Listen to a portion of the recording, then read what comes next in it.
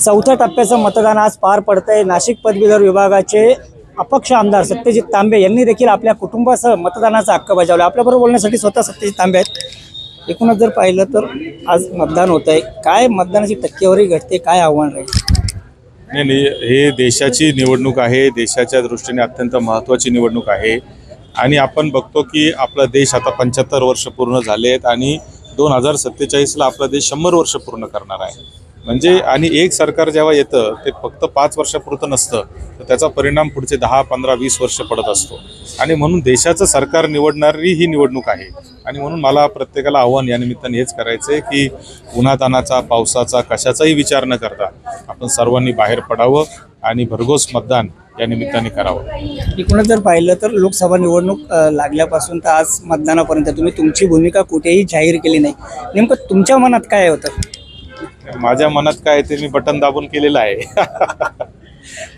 का ही लोकसभेची निवडणूक होती आणि काँग्रेस पक्षामधून मला निलंबित केलेलं असल्यामुळे माझ्याकडे पक्षाची काही जबाबदारी नव्हती आणि मी कुठल्याही इतरत्र पक्षात जाण्याचा काही प्रश्न नसल्यामुळे सध्या तरी माझ्याकडे या निवडणुकीमध्ये कुठलीही जबाबदारी नसल्यामुळे मी जेवढे माझे मित्रपरिवार देशात आणि महाराष्ट्रात निवडणुका लढत आहेत त्यांना जी माझ्या परीने मदत करता येईल तो करण्याचा प्रयत्न मी केलेला आहे।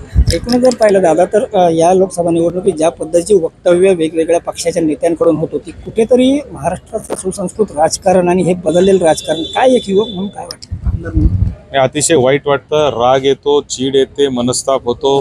जे शब्द असतील मनामध्ये त्रागा व्यक्त करण्याचे, मला असं वाटतं ते सगळे शब्द आमच्या मनामध्ये येतात। बरं, छोट्या कार्यकर्त्यांमध्ये भांडण झालं आणि जर त्यांनी काही चुकीचे शब्द वापरले तर गोष्ट वेगळी। मोठे मोठे नेते जर अशा पद्धतीचे भाषणं करायला लागले आणि असे जर शब्द वापरत असतील तर काय आमच्या युवक पिढीने करायचे? मी तर म्हणतो मतदानाची टक्केवारी कमी होण्यामध्ये या नेत्यांच्या वक्तव्याचा देखील हातभार आहे। कारण हे जे सगळं राजकारण आमचे मुलं बघतात, मुली बघतात, नवीन पिढीतले ते म्हणतात की नकोच ते राजकारण, ते कोण काय बोलतंय म्हणजे त्याला कुठलंही आपण स्त्रियांचा, महिलांचा मान सन्मान करत नाहीये, आपण कुठल्याही जाती धर्माचा मान सन्मान करत नाहीये।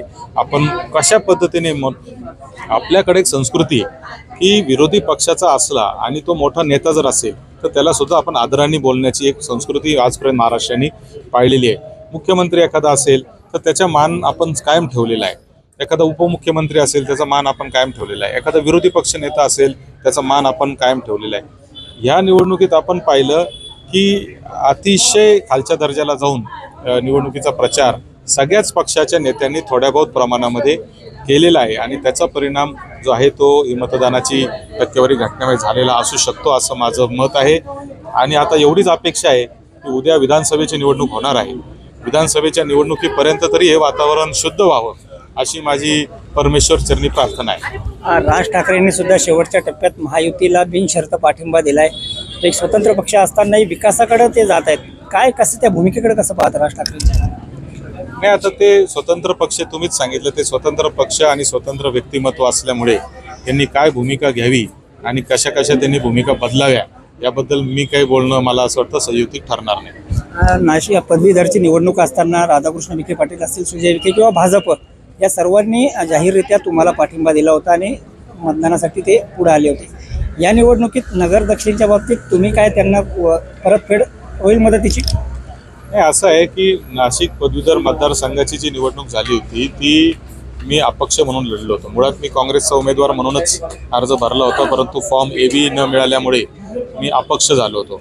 अपक्ष झाल्यानंतर सगळ्याच राजकीय पक्षाच्या नेत्यांना मी आव्हान केलं होतं का त्यांनी मला मदत करावी, कारण मी अपक्ष होतो। अपक्ष हा सगळ्या पक्षांच्या मदतीने निवडून येत असतो, तर मी सगळ्यांना आव्हान केलं होतं आणि त्याच पद्धतीने सगळ्याच कार्यकर्त्यांनी सगळ्याच पक्षाच्या मला मदत केली। आणि ही परिस्थिती फक्त ह्याच निवडणुकीत नव्हती, तर माझ्या वडिलांच्या 3 निवडणुका देखील पदवीधर मतदारसंघाच्या जर आपण पाहिल्या तर सगळ्या पक्षाचे लोक आमच्या परिवारावर प्रेम करतात आणि आम्हाला मदत करतात। जिथं आमची निवडणूक येते, जिथं आमच्या परिवाराचा विषय येतो तिथं ते पक्षीय जोडे बाजूला ठेवतात। हा आजपर्यंतचा इतिहास राहिलेला आहे आणि त्यामुळं सगळ्यांनी मला मदत केली। आता परतफेड करण्याची जी वेळ येत असते ती परतफेड जेव्हा योग्य वेळ येईल त्यावेळेस मी करेल। शेवटचा प्रश्न, निवडणूक संपती, आज मतदान होत आहे, कोणाची सरशी राहील देशात राज्यात? एक आमदार म्हणून तुम्ही जो अभ्यास केलाय, जे काही चित्र पाहिले, काय वाटतं? मला असं वाटतं की 2024ची निवडणूक ही 2014 आणि 19 पेक्षा वेगळी निवडणूक आहे. याच्यामध्ये उमेदवारांची चर्चा आपण मोठ्या प्रमाणावर करतोय. उमेदवारांना चा परफॉर्मन्स कसा आहे, त्यांनी सभागृहात किती भाषणं केली, किंवा तो कधी बोलला की नाही, आमचे प्रश्न मांडले की नाही, किंवा त्याला इंग्लिश येतं की नाही, किंवा त्याला मराठी येतं की नाही. म्हणजे उमेदवारांवर चर्चा या निवडणुकीत मोठ्या प्रमाणावर होती आहे. स्थानिक प्रश्नांवर मोठ्या प्रमाणावर चर्चा होती. हे मला असं वाटतं की 2024च्या निवडणुकीचं एक वेगळं वैशिष्ट्य आहे. 14 आणि 19मध्ये उमेदवारांवर चर्चा होत नव्हती, यावेळी चर्चा होतीये. त्यामुळे निश्चितच मला असं वाटतं की एक चांगल्या पद्धतीचे खासदार निवडून या निमित्ताने जातील असं मला वाटतं. निश्चितच जर पाहिलं तर 4 जूनला निकाल लागणार असला तरी एक चांगल्या पद्धतीचे खासदार म्हणजे जी चर्चा आहे या निवडणुकीत ही स्थानिक प्रश्नांची आणि स्थानिक उमेदवारांची जास्त होताना दिसते. त्यामुळे नेमकं कोण निवडून येईल, कोणाची सरशी होईल हे 4 जूनला स्पष्ट होईल. नितीन ओझा, एबीपी माझा, संगमनेर. एबीपी माझा, उघडा डोळे बघा नीट.